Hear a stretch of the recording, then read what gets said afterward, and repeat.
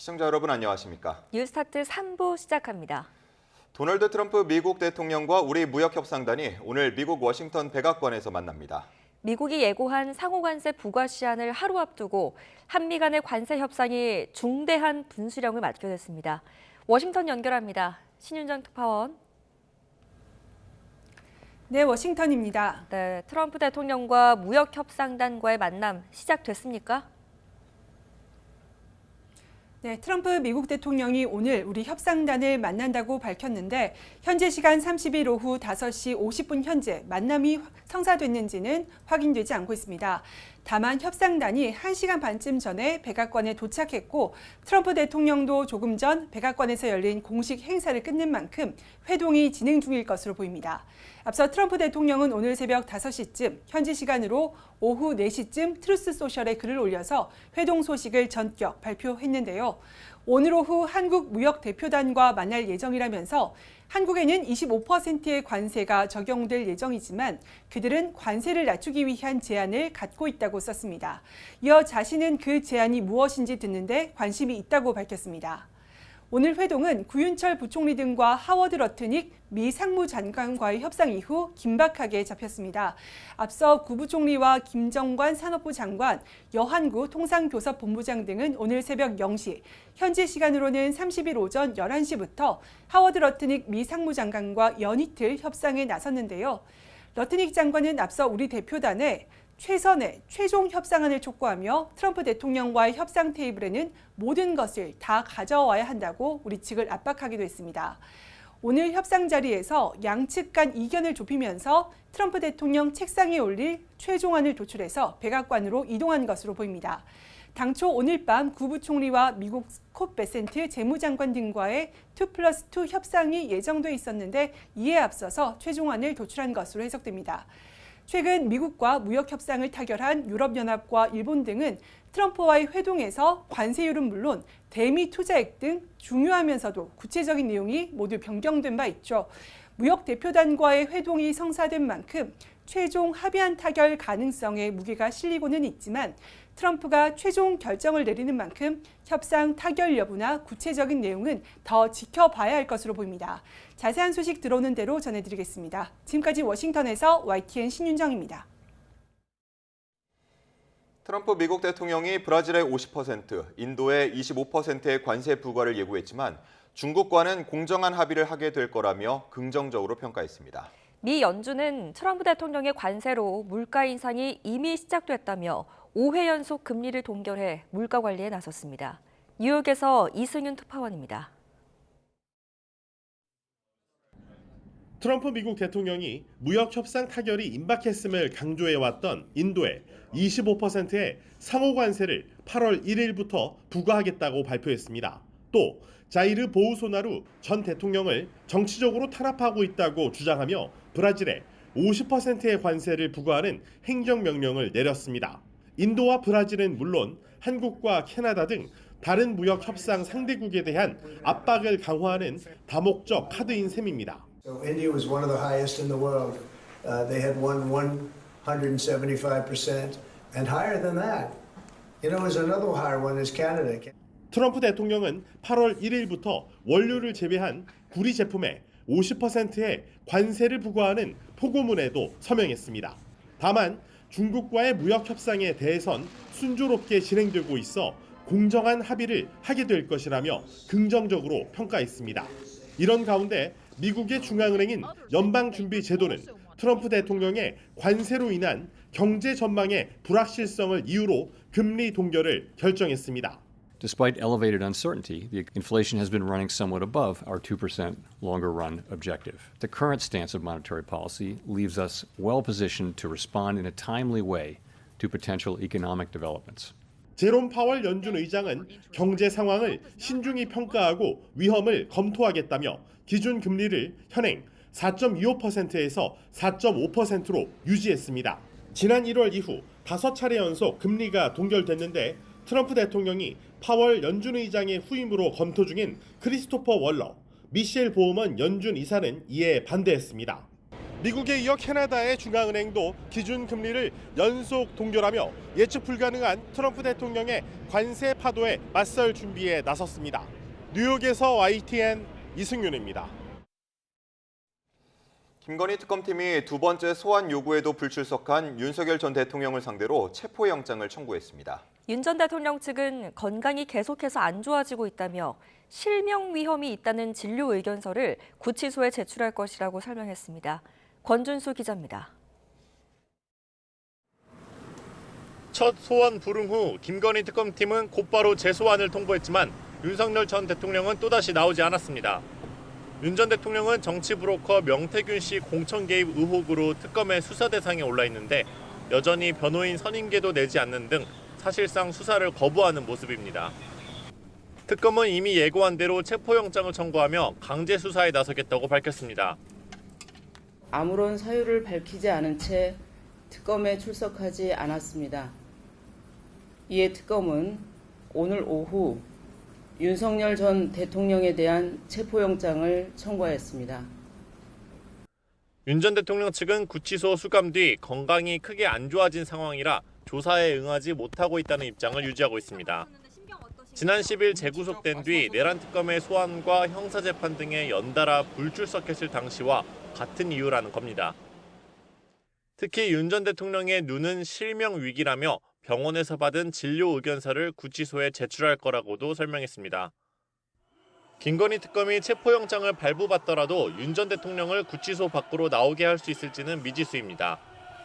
특검보와 검사를 현장에 보내겠다고 하지만 수용자를 강제로 끌고 나오는 건 현실적으로 쉽지 않기 때문입니다. 앞서 내란 특검은 세 차례 인치 지휘를 모두 실패하며 윤 전 대통령의 버티기에 속수무책이었던 가운데 체포영장 청구를 택한 김건희 특검에선 조사가 이뤄질 수 있을지 주목됩니다. YTN 권준수입니다. 이상민 전 행정안전부 장관이 계엄을 방조했을 뿐만 아니라 적극적으로 가담했다는 의혹 등으로 오늘 구속 갈림길에 섭니다. 서울중앙지방법원은 오늘 오후 2시 내란 중요 임무 종사와 직권남용, 위증 등의 혐의를 받는 이 전 장관의 구속 전 피의자 신문을 진행합니다.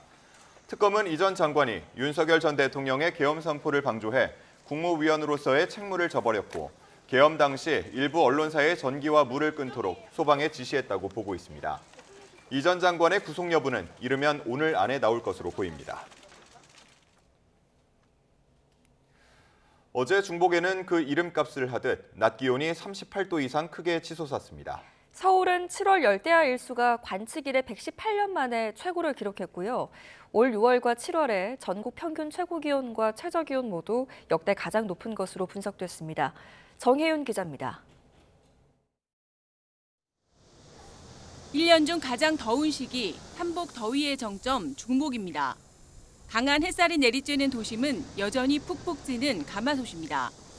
극한 폭염을 이기는 방법 중 하나는 이열치열. 유명 삼계탕집은 일찍부터 긴 줄로 붐빕니다. 체온을 웃도는 극한 폭염은 중복에도 쉬어가지 않았습니다. 가평과 서울 금천구, 정선 낮 기온이 38도 안팎까지 올랐고 남부지방도 35도를 웃돌았습니다. 심한 폭염은 당분간 더 이어집니다. 북태평양 고기압의 영향으로 대체로 맑은 가운데 낮 동안 햇볕에 의해 지면이 가열되면서 전국적으로 폭염경보 수준의 무더위가 이어지겠고 밤사이 해안가를 중심으로 열대야도 나타나겠습니다. 기상청은 이번 주말까지 전국 대부분 지역의 낮 기온이 36도 이상 치솟아 체온을 웃도는 극한 폭염이 계속될 것으로 예상했습니다. 체감 온도가 30도에 육박하는 초열대야 수준의 밤 더위도 주말까지 이어질 가능성이 큽니다. 특히 서울은 이미 7월에 역대급 밤 더위가 나타난 것으로 분석됐습니다. 7월 1일부터 29일 사이 열대야 일수는 21일로 1994년 역대 1위 기록과 같았습니다. 데이터가 같을 땐 최신 날짜를 1위로 하는 만큼 올해가 기상 관측 이래 118년 만에 7월 최다 열대야 기록을 남긴 겁니다. 최근 우리나라는 티베트 고기압과 북태평양 고기압으로 인한 지속적인 열이 축적이 되고 남쪽으로부터 고온다습한 공기가 지속적으로 유입됐습니다. 특히나 최근에는 남동풍류로 인해 소백산맥과 태백산맥을 넘는 공기가 승온이 되는 효과와 더불어 도심을 중심으로는 열섬 효과까지 나타나면서 열대야가 계속 나타나는 현상이 발생했습니다. 이에 더해 올해 6월과 7월 전국 평균 최고 기온과 최저 기온 모두 역대 1위로 나타나 더위의 기세가 여름 시작부터 거셉니다. 전문가들은 아직 폭염 절정기가 끝나지 않아 올여름에 1994년과 2018년, 지난해를 능가하는 새로운 더위 기록이 세워질 가능성이 크다고 전망했습니다. YTN 정혜윤입니다. 폭염의 기세가 좀처럼 수그러들지 않으면서 그제 126명의 온열 질환 환자가 새로 보고됐습니다. 질병관리청 감시체계 자료를 보면 그제 하루 전국 응급실 500여 곳에서 열탈진과 열사병 등 온열 질환 증상으로 모두 126명이 치료를 받았습니다. 또 이 가운데 1명은 숨진 것으로 확인이 됐는데요. 지난 5월 15일 이후 온열 질환 누적 환자는 2,768명을 기록해 지난해의 2.6배에 달했고 누적 추정 사망자 역시 13명으로 작년보다 9명 많이 발생했습니다. 보건당국은 가장 더울 때인 정오부터 오후 5시 사이 되도록 야외 활동과 운동을 자제하고 외출을 할 때에는 그늘을 찾아다니면서 물을 자주 마시라고 권고하고 있습니다.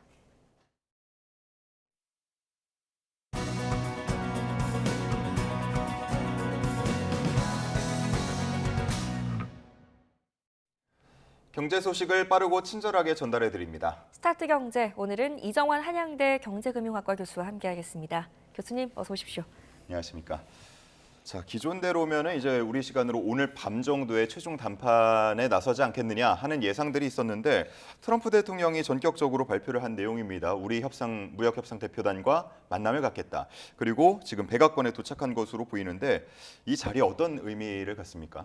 일단은 모든 협상은 고위직으로 가면 갈수록 물밑에서 협상이 많이 진행됐다라는 증거로 보실 수 있을 것 같고요.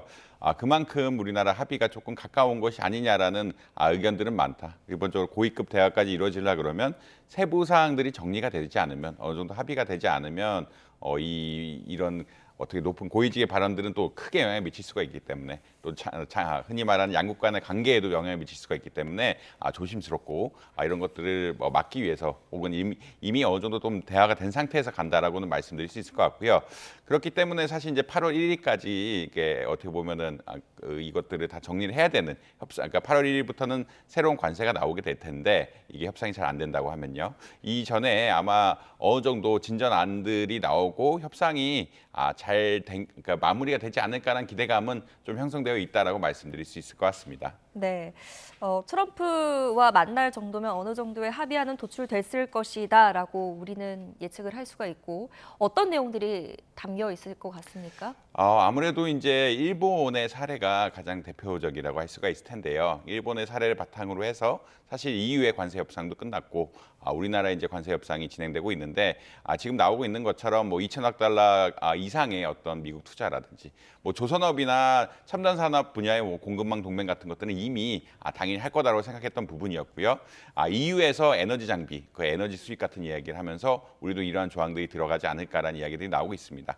그리고 미국 빅테크들이 지속적으로 요구했던 것들은 이제 정밀 지도 데이터라든지 어떤 공급 흔히 말하는 망 사용료 부분 이런 부분들이었거든요. 네. 이런 부분 좀 들어갈 수 있지 않을까라고 생각을 하고 있고 우리는 이제 자동차 분야에 대해서 이제 관세를 조금 낮춰달라는 그런 견해 이제 흔히 또 이제 상호 관세율 자체를 낮춰달라는 견해가 아마 나오지 않을까라고 생각을 하고 있습니다. 근데 이제 마지막 부분 농축산물 부분에 대해서는 우리나라가 좀 양보할 수 없다는 입장이었기 때문에 이 부분은 조금 지켜봐야 되는 사항들이 아니냐 이렇게 말씀드릴 수 있을 것 같습니다. 네. 트럼프 미 대통령은 워낙 예측 불허의 인물로 꼽히기도 해서요. 이전에 일본과의 협상 단계에서도 보면 이 볼펜으로 쭉쭉 긋고 수치를 조정하는 모습들도 사진에 담겼었단 말이죠. 자, 오늘 만남에서 또 이렇게 트럼프 대통령이 무언가 더 강한 요구를 할 경우에 우리 측이 뭔가 결정을 할 수 있는 상황입니까? 사실 이게 전략적으로 좀 휩쓸려 간다라는 느낌들이 다들 있고요. 그런 사례가 대표적으로 베트남 같은 경우, 일본 같은 경우, EU도 다 마찬가지였다고 생각을 하는데 베트남은 원래는 이제 관세율이 10%였는데 20%로 실제로 트럼프 대통령이 마지막에 바꾸면서 결정이 난 것이었고 일본 역시 투자액을 늘리고 이익금 분배 비중을 50%에서 90%로 바꿨다. 그 자리에서 이제 바꿨다는 이야기가 나오고 있을 정도로 한꺼번에 결정이 많이 됐다라고 보시면 될 것 같습니다. EU 역시 이제 대미 투자액 같은 것들의 금액을 늘리고 에너지 수입의 금액을 늘리면서 미국 측에 우호적인 협상을 했다라고 보실 수 있을 것 같은데 우리나라 역시 이것을 최대한 막고 어느 정도 수준을 정하는 수준이지 이게 한꺼번에 이제 협상 막판에서 한꺼번에 바꾸기는 조금 쉽지 않은 상황들. 우리나라가 요청을 해서 트럼프 대통령이 요구한 사항들, 뭐 1,000억 달러 늘리는 사항들이라든지 이렇게 단위 숫자를 바뀌는 이런 사항들을 요청하기는 쉽지 않은 이런 사항들인 건 맞는 것 같다. 그만큼 이제 일본이나 EU 협상들이 벤치마킹이 될 수가 있을 텐데 트럼프 대통령의 의도대로 많이 흘러갔다라는 그런 견해하에서 우리나라 협상도 좀 이해해야 되지 않는가 이렇게 말씀드릴 수 있을 것 같습니다. 네, 그러면 궁금해지는 게 기존에 이제 예정이 돼 있었던 오늘 밤에 있던 이2+2 협상은 이루어지는 겁니까? 사실 이제 트럼프 대통령이 재가를 하면은 큰 이슈 없이 안 이루어질 가능성도 있고요. 왜냐하면 협상 종료고 2+2 회담이라는 게 추가적인 의미를 별로 가질 수가 없기 때문에 아마 그냥 개인적인 의견이긴 하지만 아마 뭐 오늘 트럼프 대통령이 흔히 말해서 이제 이 안에 대해서 최종적으로 승인을 한다라고 하면은 2+2 회의가 또 추가적으로 이루어질 필요는 없거나 아니면 뭐 이루어진다 할지라도 이제 어떻게 보면 형식적인 회의, 흔히 말하는 미래의 워크플로우를 정하는 회의라고 아마 이해하시면 될 것 같습니다. 예. 네, 알겠습니다. 일단은 우리나라 무역협상단이 백악관에 도착했다는 소식까지는 들어온 상황이고요. 만났는지는 아직 확인이 되지 않지만 추가적으로 저희가 확인이 되면 다시 한번 전해드리도록 하겠습니다. 자, 상황이 쉽지가 않다 보니까 지금 민관 총력전이 이루어지고 있는 것 같습니다. 한화 김동관 부회장, 삼성전자 이재용 회장에 이어서 현대차그룹의 정의선 회장까지 그 옆에서 이제 대규모 투자 계획을 밝히기도 했는데 이런 것들이 도움이 되겠습니까? 어떻게 보세요? 이제 상황이 쉽지 않다는 것은 그냥 우리나라하고 일본하고 비교를 해보는 건데 우리나라나 일본이나 미국이 가장 중요하게 생각하는 무역 적자, 그러니까 미국 입장에서는 무역 적자고 우리나라 입장에서 무역 흑자 규모가 거의 비슷합니다. 거의 비슷한 상황에서 일본은 굉장히 적극적으로 많은 투자를 한다라고 이야기했고 쌀개변까지 좀 하겠다라는 죄송합니다. 이야기를 하면서 어떻게 보면 협상을 조금 굉장히 미국 쪽에 우호적인 조건으로 나갔거든요. 근데 우리나라는 아무래도 일본에 비해서 자본시장 규모라든지 이런 것들이 좀 작고 이제 투자 여력 같은 것들이 좀 부족하다 보니까 그리고 쌀 개방에 대해서는 우리나라 쿼터 조정 같은 것들이 일본보다 훨씬 어렵고 뭐 이런 이슈들이 있으면서 우리나라가 어떻게 보면은 미국에 대해서 어떻게 해줄 수 있는 것들, 줄 수 있는 것들이 폭이 좀 작기 때문에 협상의 난항이 계속 되어 있다라고 아마 이해하시면 될 것 같고요. 근데 그렇기 때문에 이제 기업들도 나가가지고 적극적으로 투자하는 방안들, 투자를 늘리는 방안들을 이야기하고 이 투자를 늘리는 방안들이 바로바로 또 그 정부의 안에 반영이 돼야 되거든요. 삼성이 어느 정도 늘렸기 때문에 우리나라가 이 어떻게 보면은 예를 들어 2,000억 달러 이상의 투자를 하는 데 있어서 추가로 금액이 이 정도 된다라고 이런 사실들을 반영을 해야 되기 때문에 대기업 총수들도 적극적으로 나서면서 투자 계획들, 투자를 늘릴 계획들 같은 것들도 빠르게 반영시키고 있다라고 아마 이해하시면 될 것 같습니다. 예. 결국은 일본하고 우리가 이제 사실 경제 규모는 차이는 나지만 미국에 대해서 무역 흑자 규모는 거의 비슷하다. 이런 관점에서 보자라고 하면은 미국에 요구하는 것들이 사실은 일본 수준을 요구할 가능성이 굉장히 높고 그렇지만 이제 여러 가지 상황상 기업의 투자라든지 자본시장의 투자 같은 것들이 좀 부족할 수밖에 없고 농수산물 시장에 또 내주기 힘든 상황이기 때문에 네. 다른 것을 좀 메꿔줘야 되는 상황들이고 이렇기 때문에 대기업 총수들이라든지 다른 분야에 가서 적극적인 투자 계획 혹은 투자 가능성에 대해서 계속적으로 논의를 하고 있다라고 이해하시면 될 것 같습니다. 예. 미국 상황과 관련해서 또 들어온 소식이 있어서 잠깐 전해드리겠습니다. 대통령실이 밝힌 내용인데요. 한국의 무역협상 대표단이 도널드 트럼프 미국 대통령과 만나는 것과 관련해서 이 면담 결과에 따라서 긴급 브리핑이 있을 수 있다라고 밝혔습니다. 이규현 대통령실 홍보소통수석은 오늘 아침에 공지를 해서 트럼프 대통령이 우리 협상 대표단과 만난다면서 이처럼 전했습니다. 자, 지금 뭐 굉장히 중요한 내용이 오갈 수 있다라고 우리 교수님께서도 말씀을 해주고 계신데 이 결과에 따라서 대통령실에 긴급 브리핑이 있을 수도 있다라는 내용이 현재 전해지고 있습니다. 아직 뭐 공식적으로 만났다까지는 얘기가 전해지진 않은 상황이고요. 오늘 만날 것이다라고 하면서 이 만남의 결과에 따라서 긴급 브리핑이 있을 수 있다라고 했습니다. 자, 앞서서 이제 또 밝힌 내용들 보면 뭐 조선업이 키가 될 것이다라는 얘기들도 있었고 또 어제 추가로 2차 전지, 뭐 반도체, 바이오 이런 것들도 협상 테이블에 올라갈 수 있다라는 얘기가 있었는데 구체적으로 어떻게 좀 얘기가 오가겠습니까?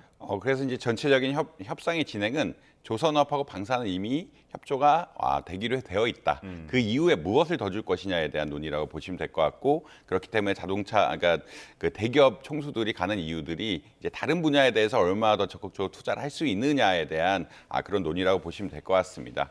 그렇기 때문에 2차 전지 분야 역시 미국이 중요하게 생각을 하고 있고, 전기차를 만드는데 공급망에 있어서 가장 중요한 핵심 요소 중 하나이기 때문에 2차 전지 투자를 늘리면서 미국의 어떠한 안정적인 공급망 형성, 그리고 경제 안보에 도움을 주겠다는 의견을 줄 수가 있기 때문에 2차 전지 바이오 분야까지 굉장히 폭을 넓히면서 투자를 증액하려는 이런 이야기들이 나오고 있다라고 보시면 될 것 같습니다. 지금 그래픽에 나오고 있는데 2차 전지 현지 생산을 늘리겠다, 미국 내 일자리 창출하겠다는 이야기들이 나오고 있고, 바이오 분야에서도 흔히 말하는 삼성 바이오로직스 같이 이제 의약품을 복제하는 업체의 제조 공장들을 늘리고 공장 투자를 확대하겠다. 신약 도입 절차 개선 같은 걸 통해서 적극적으로 미국의 어떤 약품들을 받아들이겠다는 의견들이 나오고 있으면서 결국은 이제 줄 것들을 늘리는 이런 상황들이다. 그리고 이제 좀 아까 말씀드린 것처럼 조선이나 이제 방산이 좀 안 나오는 것은 그것은 이미 어느 정도 적극적으로 협조할 것이라고 되어 있는 상태이기 때문에 나머지 분야들에 대해서 집중적으로 논의가 되고 있다라고 이해하시면 될 것 같습니다. 네. 자, 이번 협상이 타결이 된다고 해도 지금 마냥 또 안심할 수가 없는 게 앞으로 남은 상황이 또 있습니다. 반도체, 의약품 등에 대해서 품목 관세 추가로 발표하겠다 이렇게 지금 벼르고 있어서 이 부분에 대해서도 걱정이 안 될 수가 없거든요. 이제 상호 관세란 것은 이제 전체적인 품목에 대해서 이제 관세를 매기는 거라고 보시면 될 것 같고, 근데 최근 영국의 이코노미스트 같은 잡지들에서 이야기하는 것들은 이제 이게 상호 관세가 끝나게 되면은 상품 관세의 시대가 오면서 상품 관세를 통해서 흔히 말하는 수입이라든지 수출 같은 것들을 적극적으로 통제하겠다라는 미국의 의지가 좀 있는 것 같다라는 의견을 피력하고 있습니다. 결국 상품 관세는 죄송합니다. 이런 상품 관세 같은 경우는 특정 산업에 연관된 경우가 많거든요. 특정 산업을 육성하기 위해서 적극적으로 관세를 부과한다든지, 지금 철강 같은 경우에 철강 알루미늄 같은 경우에는 계속 50%씩 관세가 부과되고 있는데 미국 내 이제 철강 알루미늄 산업을 보호하고 그런 인프라 투자를 유도하기 위해서라고 보시면 될 것 같거든요. 이런 부분들이 지금은 반도체 같은 분야가 아니긴 하지만 반도체 같은 분야로 확장을 시키면서 적극적인 미국 내 반도체 투자를 유도할 수도 있고, 이런 품목 관세, 흔히 말하는 상품에 대해서 특정 상품에 대해서, 특정 산업에 대해서 부과되는 관세를 통해서 결국은 미국이 경제 안보 정책을 또 유도하지 않을까라는 의견들이 나오고 있다. 그래서 전체적인 관세는 끝났지만 이제 미국의 자국에서 굉장히 중요하다고 생각하는 어떤 산업 분야에 대해서는 이런 품목 관세를 붙이면서, 상품에 대한 관세를 붙이면서 어떻게 보자라면 이런 관세를 통해서 투자를 유도한 정책들이 많이 나올 것 같다라고 예측이 되고 있습니다. 예. 자, 트럼프 대통령과의 만남까지 갔다라는 데 있어서 양측의 이견이 좀 좁혀진 것 같다라고 분석을 해주셨는데, 비교적 낙관적인 전망은 가능하겠습니다만 만일 이 관세 협상이 좀 틀어질 경우에 우리가 입는 경제적 피해 규모는 어느 정도나 되는 겁니까? 사실 이제 불확실성의 문제라고 보시면 될 것 같은데, 물론 이제 일각에서는 중국도 이렇게 유예 연장을 했는데 한국이라고 유예 연장을 하지 못할 가능성이 있느냐 이런 이야기도 나오고 있긴 한데 현실적으로는 좀 어렵다라는 이야기를 드릴 수 있을 것 같습니다. 중국은 미국에 대해서 주고 혹은 중국만이 가진 독자적인 내용들이 있죠. 흔히 말하는 희토류에 대한 공급망이라는 내용들이 있기 때문에 미국과 어느 정도 대등한 협상이 가능한데, 한국은 미국에 대해서 무역 흑자를 굉장히 많이 내는 국가이기도 하고 일본과 거의 유사한 구조를 가지고 있는데 일본만큼의 협상을 못한다라고 하면 또 이게 이슈가 될 수밖에 없는 상황들이고 이게 어떻게 끝날지 또 모르는 상황들이거든요. 그렇다는 이야기는 한국만 고관세를 부과받게 되고 이 고관세를 부과받게 되는 것 자체가 이제 우리나라 수출에 영향을 주는 이제 부정적인 요인이 하나가 있을 거고, 두 번째는 이게 또 한 번은 바꾸려고 노력을 할 텐데 이 불확실성 같은 것들이 커지면서, 이 불확실성이 커진다는 이야기는 어떤 거냐면 경제정책, 투자정책이라든지 미국의 투자를 했던 계획들도 또 틀어질 수 있는 이런 상황들이기 때문에 투자 자체에 문제를 일으킬 수 있는 상황들이라 특히나 금융시장을 중심으로, 자본시장을 중심으로 커나큰 혼동이 있을 수는 있다, 이런 말씀 드릴 수 있을 것 같습니다. 결국은 우리나라랑 비슷하다고 생각할 수 있는 일본이 합의를 했고 우리나라 합의를 못했고, 그리고 우리나라가 중국과 같은 포지션이 아니기 때문에 중국과 같이 어떻게 보면 대등한 협상을 할 수 있는 포지션이 아니기 때문에 미래에 대한 불확실성이 커지게 되고 직접적인 타격을 입을 수밖에 없는 상황들이라 금융시장 중심, 자본시장을 중심으로 좀 피해를 입을 수도 있는 이런 상황이다. 그리고 실물 경제에도 부정적인 영향을 미칠 수밖에 없다. 이런 말씀 드릴 수 있을 것 같습니다. 예, 지금 뭐 코스피 같은 경우 4년 만에 최고치를 경신할 정도로 굉장히 많은 관심이 쏠리고 있는데 이 관세 협상 결과에 따라서도 추가 상승 혹은 또 충격을 받을 가능성도 배제할 수 없다는 말씀이신 거죠? 아무래도 충격의 부정적인 효과가 클 수 있다는 말씀이겠고요. 그러니까 결국은 일본도 잘 합의를 했는데 우리가 잘 합의를 못한다. 그리고 우리가 합의를 어떻게 끝나야 될지가 잘 안 보이네. 그리고 굉장히 지금 열흘 동안 많은 것을 주고 있다라는 메시지를 계속 보내는데 얼마나 더 많은 것을 줄 수 있는지에 대해서 또 이것도 분석을 해보고 이런 것들이 잘 정리가 돼야 어떻게 보면 협상이 마무리될 수 있는 이런 상황들인데 그런 것 자체가 좀 쉽지 않을 수가 있기 때문에 그러니까 열흘 동안 굉장히 많은 노력을 했고 굉장히 많은 지금 뭐 뉴스에 나오는 예약들도 뭐 2천억에서 2천억 달러, 3천억 달러, 4천억 달러 굉장히 큰 플랜을 가지고 가고 있다라고 이야기했는데 그것보다 뭘 더 큰 걸 요구할 가능성이 있기 때문에 특히나 뭐 이런 것들이 얼마나 트럼프 행정부에서 요구하는 것들이 더 확장될 수 있는지에도 불확실성이 있기 때문에 금융시장은 좀 타격을 자본시장을 중심으로 한 뭐 이런 데는 좀 타격을 입을 수도 있다 이런 말씀 드릴 수 있을 것 같습니다. 네, 알겠습니다. 자, 다음 주제로 넘어가겠습니다. 자, 미 연준이 트럼프 압박에도 불구하고 어김없이 기준금리를 동결했습니다. 이번에는 또 배경을 어떻게 보세요? 사실 이제 이번에 기준금리 동결은 거의 예측한 상황이었고요. 뭐 전문가들이라든지 뭐 이런 흔히 말하는 지수를 통해서 분석한 결과들 보면은 뭐 97, 8% 이상 이번엔 동결이다라고 예측을 하고 있었습니다. 그 근거에는 인플레이션율이 조금 상승하는 추세로 바꿨다. 이런 게 가장 근본적이라고 이야기할 수 있겠고요.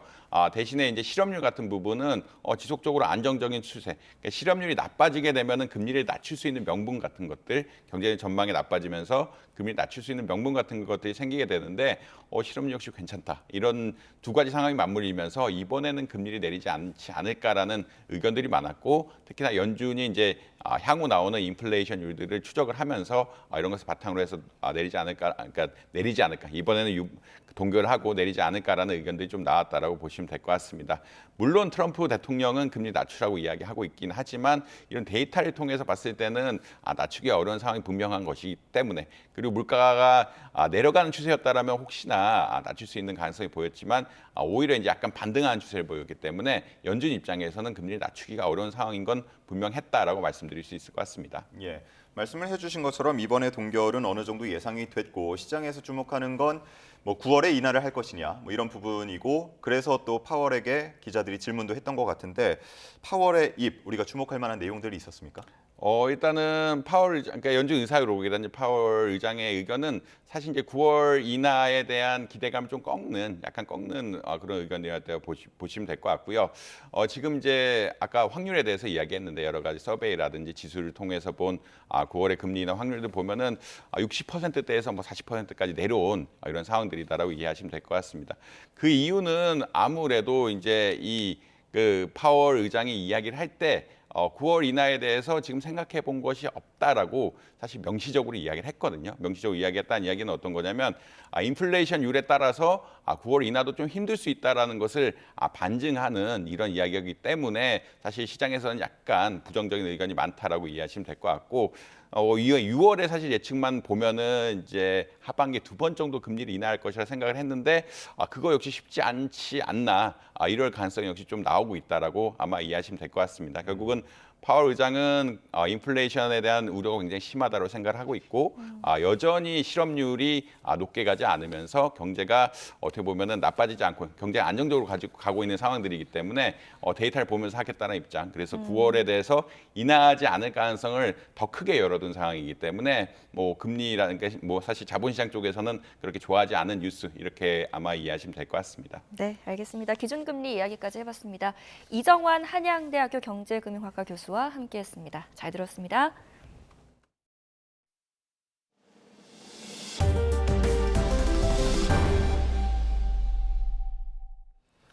서울 군자동에서 흉기를 들고 밤거리를 배회하던 남성이 경찰 지시에 불응하다 테이저건을 맞고 체포됐습니다. 상계동 아파트 앞에서는 땅꺼짐이 발생하기도 했는데요. 시청에서 지금 정확한 원인을 조사 중입니다. 사건 사고 소식 양동훈 기자입니다. 늦은 밤 유유히 길을 걸어가는 남성을 경찰들이 둘러싸고 쫓아갑니다. 뒤를 돌아보던 남성이 테이저건에 맞은 뒤 바닥에 쓰러지고 덤벼든 경찰에 순식간에 제압당합니다. 30대 남성 A씨가 경찰에 현행범 체포된 겁니다. A씨는 흉기를 들고 주변 도로를 30분가량 배회했는데 신고를 받고 출동한 경찰이 흉기를 내려놓으라고 지시했지만 따르지 않았습니다. 시민들에게 흉기를 휘두르지는 않았던 것으로 조사된 A씨는 과일을 사서 깎아 먹으려고 과도를 들고 나왔다고 진술했습니다. 경찰은 A씨를 공공장소 흉기 소지 혐의로 입건해 정확한 경위를 조사하고 있습니다. 안전모를 쓴 남성이 아스팔트에 난 구멍을 망치로 두드리고 다른 남성은 맨홀 내부를 살펴봅니다. 서울 상계동에 있는 한 아파트 앞 도로에 손바닥만한 구멍이 생겼다는 신고가 접수돼 시청 관계자들이 조사에 나섰습니다. 굴착 조사를 벌인 결과 구멍 아래에는 가로와 세로 각각 40cm, 높이 10cm 정도의 빈 공간이 있었던 것으로 파악됐습니다. 전문가분이 또 오셔서 보다 더 안전성을 확보하기 위해서 추가로 더 굴착을 해봤고요. 근데 그 결과 크게 안전상 문제가 없는 것으로 일단은 확인을 했습니다. 구멍을 다시 메꾼 시청은 근처 경전철 공사 현장이나 지하수의 영향, 주변을 지나는 하수관 문제 등 다양한 가능성을 염두에 두고 원인을 조사하고 있습니다. YTN 양동훈입니다.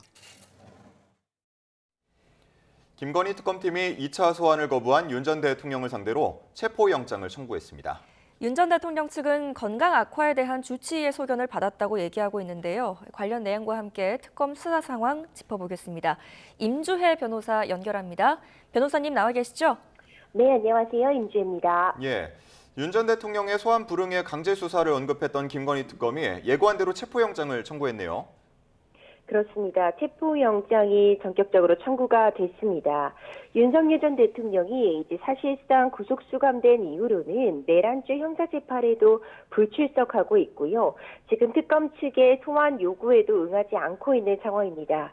이런 상황에서 김건희 여사특검 측에서는 관련된 소환 조사에 지금 응하지 않고 있다는 이유로 결국 구속 상태지만 이 조사를 강제하기 위한 방안으로 체포영장 청구를 단행했습니다. 예. 자, 변호사님 잠시만요. 지금 미국에서 이 관세 협상과 관련한 소식이 들어와서 저희가 속보를 좀 전해드리도록 하겠습니다. 한미 무역 협상이 타결됐다는 소식이 지금 현재 전해지고 있습니다. 트럼프 대통령의 이야기를 보면 관세율은 15%로 기존에 25%로 발표됐던 한국 관세율 15%로 타결이 됐다라고 전해지고 있고요. 또 우리의 투자 규모에 대해서도 관심이 많이 쏠렸는데 트럼프 미 대통령의 발언에 따르면 한국이 3,500억 달러를 투자하기로 했다라고 전해지고 있습니다. 앞서서 일본은 5,500억 달러를 투자하기로 했는데 경제 규모를 따진 것으로 보입니다. 우리는 3,500억 달러를 투자하기로 했다라고 전해지고 있습니다. 또 에너지 구매와 관련한 금액도 많은 관심을 모았었는데 1,000억 달러 상당의 LNG 또는 기타 에너지 제품을 구매하기로 했다라는 소식도 전해지고 있습니다.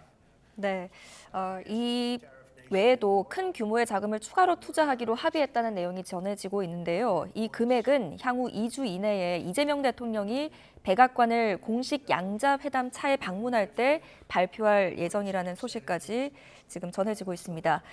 또한 신임 대통령, 이재명 신임 대통령의 선거 성공을 축하한다는 입장도 밝히기도 했는데요.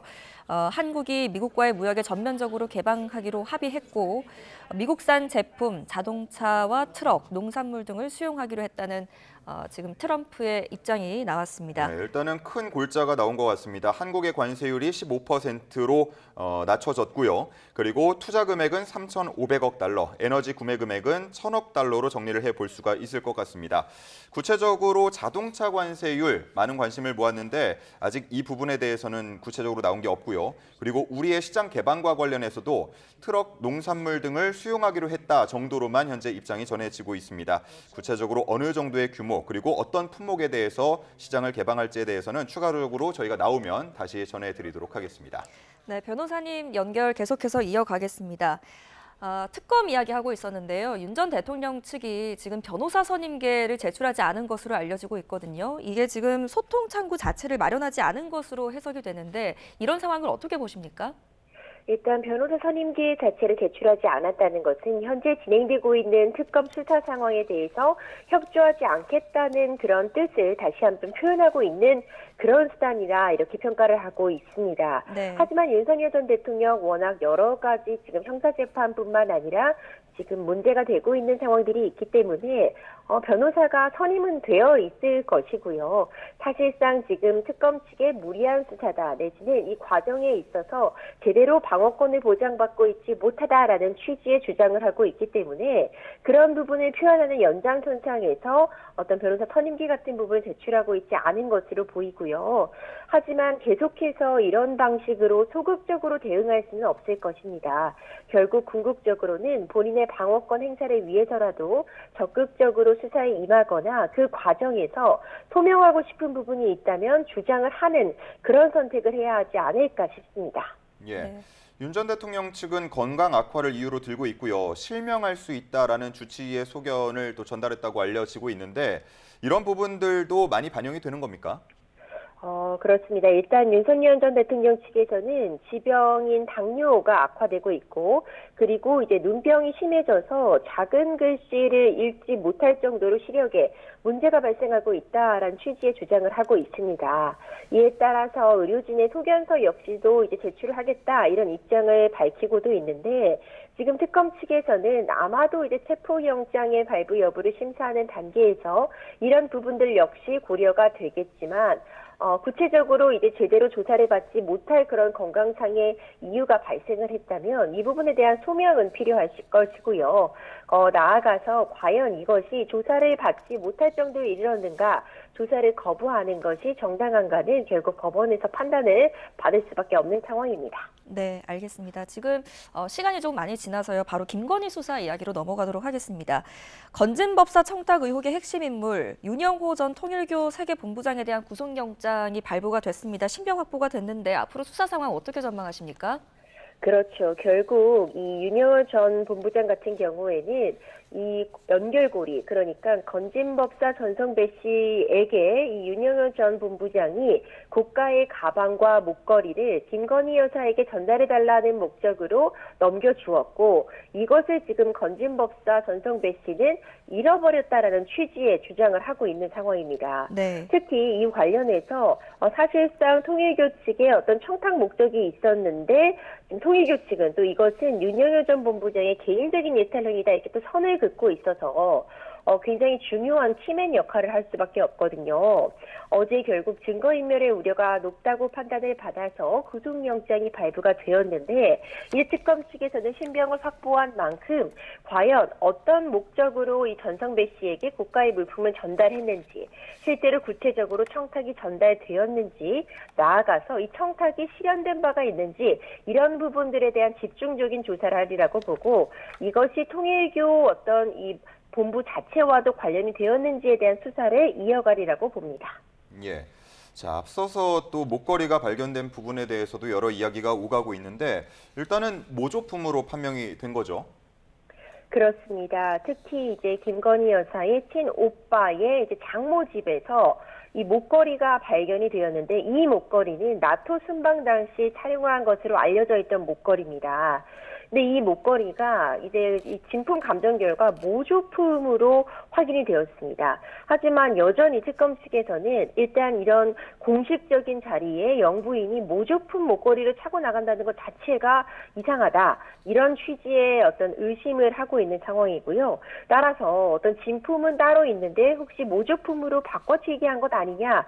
이 부분에 대해서도 추가적으로 수사를 이어가고 있는데 네. 이 모조품도 굉장히 가격이 상당히 나갈 수 있다고 합니다. 네. 그렇기 때문에 구매 이력이나 자금 출처를 조사하고 있습니다. 그런데 이 목걸이 말고도 오빠의 장모 집에서 뭐 그림, 고가의 그림 그리고 고가의 목걸이 등이 압수가 된 것으로 전해지고 있습니다. 이건 어떤 혐의와 관련된 압수물로 보면 될까요? 일단 김건희 여사 측에서는 해당 작품이라던가 고가 목걸이, 현금 등은 본인의 재산이 전혀 아니다, 타인의 재산이다라고 이야기를 하고 있습니다.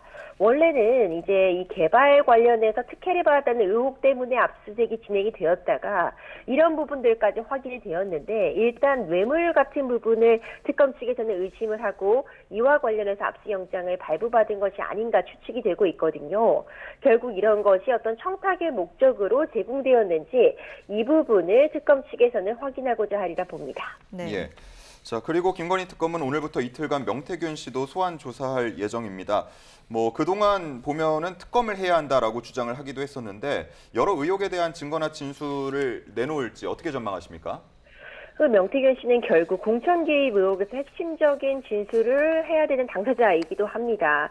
본인의 재판 역시도 진행이 되고 있는 상황이지만 지금 핵심적인 의혹들, 과연 윤석열 전 대통령 부부가 공천에 개입하였는가, 어떤 공천에 영향력을 끼치려 하였고 실질적으로 이것이 공천에 반영되어서 어떤 업무 방해 혐의를 받고 있는 그런 상황인데 이 과정에서 구체적으로 윤석열 전 대통령에게 명태균 씨가 어떤 지시를 받았는지 내지는 어떤 청탁이 있었는지 관련해 이것이 누구에게 전달되었는지 이 연결고리를 확인하는 데 특검은 주력하리라 봅니다. 네. 자, 한편 어제 이준석 개혁신당 대표에 대한 추가 압수수색이 있었습니다. 파장 어떨 거라고 전망하십니까? 이준석 대표도 이와 관련해서 굉장히 이것은 무리한 수사다라고 반발을 하고 있습니다. 네. 일단 기본적으로 앞서 살펴봤던 공천 개입 의혹의 연장선상인데요. 당시 이준석 개혁신당 대표가 그 당시에는 국민의힘 대표였기 때문에 공천에 깊이 관여할 수밖에 없었고요. 이준석 대표는 본인 역시도 만약 이런 의혹이 사실이라면 당대표로서 업무 방해에 있어서 본인 역시 피해자라 이런 주장을 펴고 있지만 특검 측에서는 공천과 관련해서도 이준석 대표도 어떤 청탁을 받거나 영향력을 행사한 것이 아니냐라는 부분을 중점적으로 살펴보고 있습니다. 예. 자, 끝으로 내란 특검 이야기도 잠시 해보도록 하겠습니다. 오늘 이상민 전 행정안전부 장관에 대한 구속영장 심사가 있는데 영장 발부 가능성 어떻게 보십니까? 일단 증거인멸의 우려가 있느냐가 쟁점이 되리라고 보는데요. 지금 단전단수 지시와 관련해서 이상민 전 장관은 이런 지시를 받은 바도 없고 내린 바가 없다는 취지의 진술을 해왔는데 이와 좀 상반되는 그런 증거들이 확인이 되고 있어서 이런 부분은 증거인멸의 우려가 높다는 판단을 받을 가능성도 충분히 있어 보이는 상황이고요. 그렇다면은 증거인멸의 우려를 염려하여 영장이 발부될 가능성도 있지 않을까 전망이 되고 있습니다. 네, 알겠습니다. 오늘 여기까지 듣겠습니다. 임주혜 변호사와 함께했습니다. 잘 들었습니다, 변호사님. 감사합니다.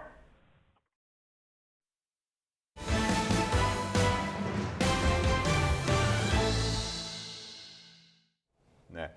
자, 미국에서 들려온 관세 협상과 관련한 소식 다시 한번 좀 정리를 해드리도록 하겠습니다. 오늘 우리 무역협상단이 트럼프 미 대통령과 백악관에서 만남을 가졌는데요. 트럼프 대통령에 따르면 한국과 전면적이고 완전한 무역 합의를 가졌다라고 발표를 했습니다. 관세율이 큰 관심을 모았었는데요. 앞서서 발표된 25%에서 15%로 낮춰지기로 합의가 된 상황입니다.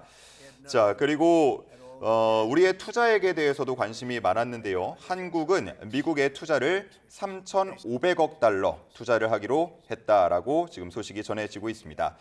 또 에너지 구매와 관련해서는 1,000억 달러 규모의 에너지를 구매하기로 했다라는 소식도 추가로 들어오고 있고요.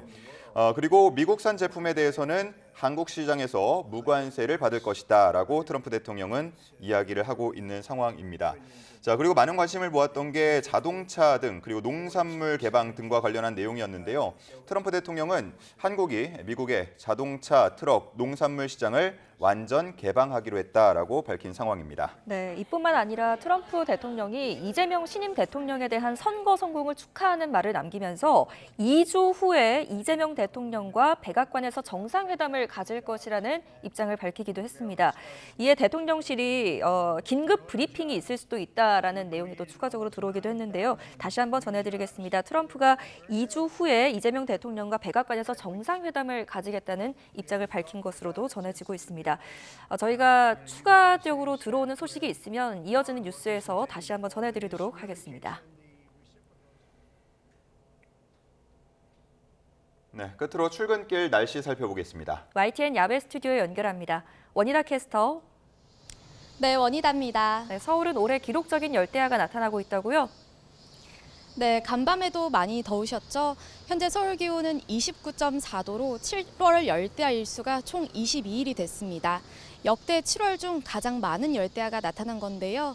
이러한 역대급 밤더위는 당분간 계속될 것으로 보여 대비가 필요하겠습니다. 네, 오늘 곳곳에는 비 소식도 있던데요. 극심한 폭염 계속되는 겁니까? 네, 그렇습니다. 우선 오늘 오전까지 전남 서해안과 영서 북부를 중심으로 비가 조금 내리겠고요. 서울 등 내륙 곳곳에도 약하게 빗방울이 떨어지는 곳이 있겠습니다. 다만 비의 양이 워낙 적어서 더위를 식히긴 역부족이겠습니다. 오늘도 전국적으로 폭염 경보가 지속하겠습니다. 오늘 예상되는 비의 양은 전남 서해안에 5에서 20mm, 영서 북부와 제주도에 5mm 미만이 되겠습니다. 오후부터는 날이 개면서 중부지방과 제주도에는 구름만 많이 지나겠고요. 남부지방은 맑은 하늘이 드러나겠습니다.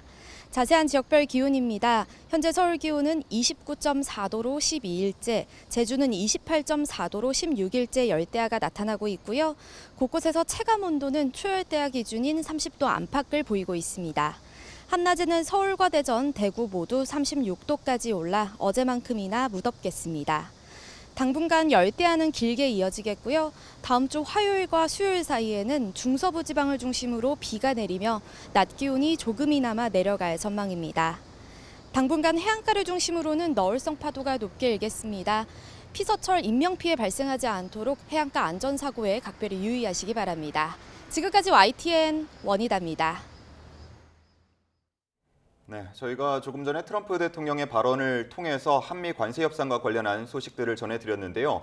대통령실에서 한미 관세 협상과 관련해서 오전 8시 정책실장의 긴급 브리핑이 있을 거라고 예고했습니다. 네, 이어지는 뉴스에서 전해드리도록 하겠습니다. 뉴스 마칩니다. 고맙습니다.